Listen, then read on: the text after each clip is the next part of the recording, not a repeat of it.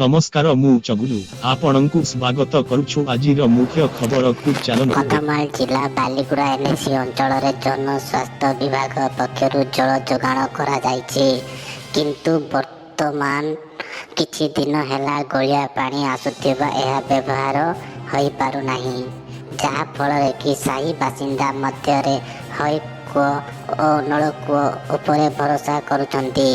ଏହି ଗୋଳିଆ ପାଣି ପିଇ କରି ୱାର୍ଡ ବାସିନ୍ଦାମାନେ ଥଣ୍ଡା, କାଶ, ଜ୍ୱର ଭଳି ବିଭିନ୍ନ ପ୍ରକାର ସଂକ୍ରମିତ ରୋଗରେ ଆକ୍ରାନ୍ତ ହୋଇଛନ୍ତି। ବାଲିଗୁଡ଼ା ବିଜ୍ଞାପିତ ଅଞ୍ଚଳ ପରିଷଦରେ ରହିଛି 13ଟି ୱାର୍ଡ। ସମସ୍ତ ୱାର୍ଡରେ ଥିବା ପାଇପ୍ରେ ଆସୁଛି ଗୋଳିଆ ପାଣି। କାଦୁଅ ପାଣି ଭଳି ଦେଖାଯାଉଥିବା ବେଳେ ଏହା ବ୍ୟବହାର କରାଯାଇପାରୁନାହିଁ। ଏହି ଯୋଗାଣ ପାଣି ଆସିବା ନେଇ ଜନସାଧାରଣ ଖୁସିରେ ପାଣି ସଂଗ୍ରହ କରିବା ବେଳକୁ ଗୋଳିଆ ପାଣି ଦେଖି ମନ ଫିକା ପଡ଼ିବା ସହ ଅସନ୍ତୋଷ ଦେଖାଯାଇଛି। ଏ ନେଇ ୱାର୍ଡ ବାସିନ୍ଦା ଘଣ୍ଟା ଘଣ୍ଟା ଧରି ଅପେକ୍ଷା କରି କୂଅ ଓ ନଳକୂଅ ପାଣି ଆଣି ବ୍ୟବହାର କରୁଛନ୍ତି।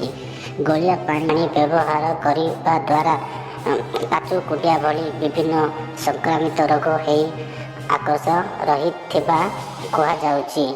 ଏ ସମ୍ପର୍କରେ ଜନସ୍ୱାସ୍ଥ୍ୟ ବିଭାଗ ଯାନ୍ତ୍ରିକ ଏସ୍ ଚକ୍ରଧର କହୁବାରୁ ବର୍ଷା ଦିନ ଯୋଗୁଁ ଗୋଳିଆ ପାଣି ଆସୁଛି, କେମିକାଲ ମିଶାଇ ଗୋଳିଆ କଟାଯାଉଛି, ତଥାପି କାହିଁକି ଗୋଳି ପାଣି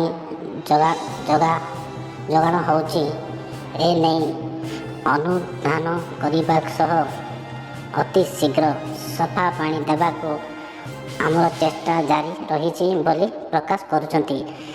ଏ ନେଇ ସ୍ଥାନୀୟ ବାସିନ୍ଦା ଗୋଳିଆ ପାଣି ଦେଖି ବହୁତ ଅସନ୍ତୁଷ୍ଟ ହୋଇଛନ୍ତି, ଯାହାର ଫଳରେ କି ବର୍ଷ ବର୍ଷ ଧରି ପାଣି ଟିକେ ପାଇବେ ବୋଲି ଭାବୁଛନ୍ତି, ବର୍ତ୍ତମାନ ପାଣି ପାଇପାରୁନାହାନ୍ତି। ବାଲିଗୁଡ଼ାରୁ ନ୍ୟୁଜ୍ ରିପୋର୍ଟର ସୁପାରାମ।